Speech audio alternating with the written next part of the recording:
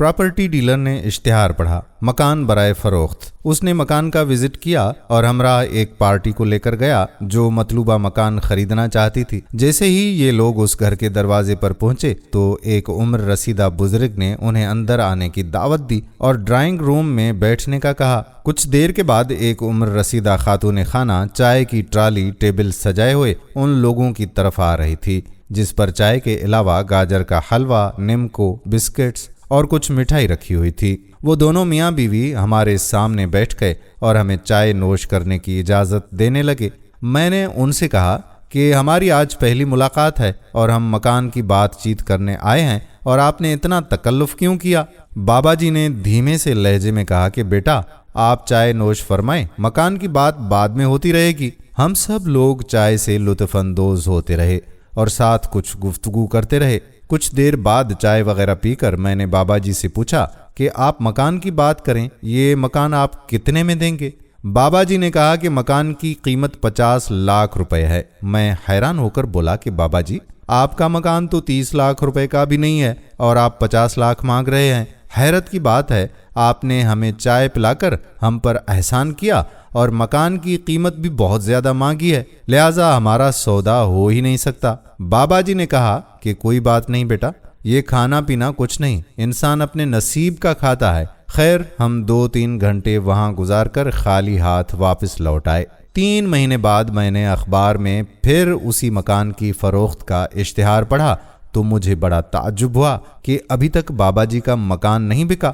दोबारा राब्ता करने के लिए एक दूसरी पार्टी को साथ लेकर बाबा जी का मकान देखने चला गया। जैसे ही दरवाज़ा खटखटाया तो बाबा जी ने पुरतपाक तरीके से अंदर आने की दावत दी और हमें ड्राइंग रूम में बिठाया और कुछ देर बाद वही खातून खाना चाय की ट्राली टेबल लेकर हमारी तरफ आ रही थीं। मैंने बेसाख्ता लहजे में कहा कि बाबा जी, आप इतना तकल्लुफ़ क्यों करते हैं, आप मकान कितने में बेचना चाहते हैं। बाबा जी ने कहा कि आप चाय नोश फरमाएं, मकान की बात बाद में करते हैं। पहले की मर्तबा इस बार भी चाय वगैरह पीने के बाद कुछ गुफ्तगू हुई और बाबा जी से मकान की बात करना चाही तो बाबा जी ने फिर 50 लाख की डिमांड कर दी। मुझे गुस्सा भी आया और हैरत भी हुई कि ये बाबा जी दिमागी मरीज लगते हैं। हमने इजाज़त तलब की और वहाँ से वापस आ गए। इस बात को काफ़ी महीने गुजर चुके थे। मेरा एक दोस्त जो प्रॉपर्टी डीलर था, उसका मुझे फ़ोन आया और उसने कहा कि एक मकान मिल रहा है,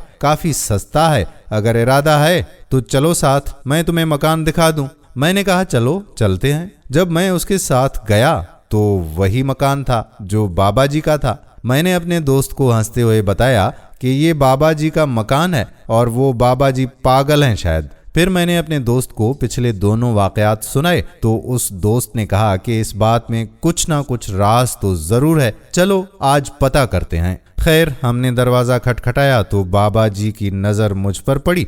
उन्होंने मुझे गले से लगाया और पहले की मर्तबा इस बार भी अंदर आने की दावत दी और ड्राइंग रूम में ले गए। कुछ ही देर के बाद वही खातून चाय की ट्राली टेबल सजाए हमारी तरफ लाती हुई दिखाई दी। बाबा जी ने हमें चाय नोश करने का कहा। मेरे दोस्त ने कहा कि बाबा जी, आज हम चाय तब तक नहीं पिएंगे जब तक आप हमें ये नहीं बताते कि आप मकान की फ़रोख्त का इश्तिहार देते रहते हैं लेकिन मकान फ़रोख्त नहीं करते और जो मकान खरीदने आता है उसकी तवाज़ो करके उसे भेज देते हैं।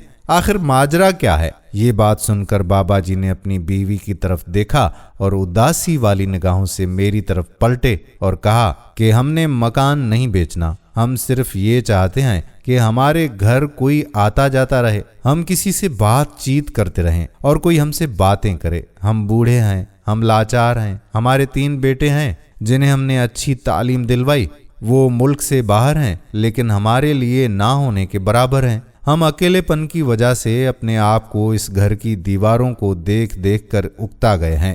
इसलिए हमने सोचा कि हम अपनी इस उदासी को लोगों की तवाज़ो से ख़त्म करें। उनकी बातें सुनकर मेरा दिल पसीज गया और मैंने सोचा कि बुढ़ापा और अकेलापन, इन दोनों चीज़ों के साथ ज़िंदगी किस कदर कठिन है। बाबा जी ने कहा कि बेटा, दुनिया की ज़रूरतों को पूरा करने के लिए सब कुछ पास है लेकिन बुढ़ापे में औलाद का सहारा ही साथ देता है। دوستو اس بارے میں آپ بھی ضرور سوچئے گا، خود بھی اس بات پر عمل کریں اور اپنے بڑوں کو ٹائم دیں اور دوسروں کے ساتھ بھی اس ویڈیو کو شیئر کریں۔ اللہ پاک ہم سب کو عمل کی توفیق عطا فرمائے، آمین یا رب العالمین۔ ویڈیو پسند آئی ہو تو اپنے دوست و احباب کے ساتھ شیئر ضرور کیجیے گا۔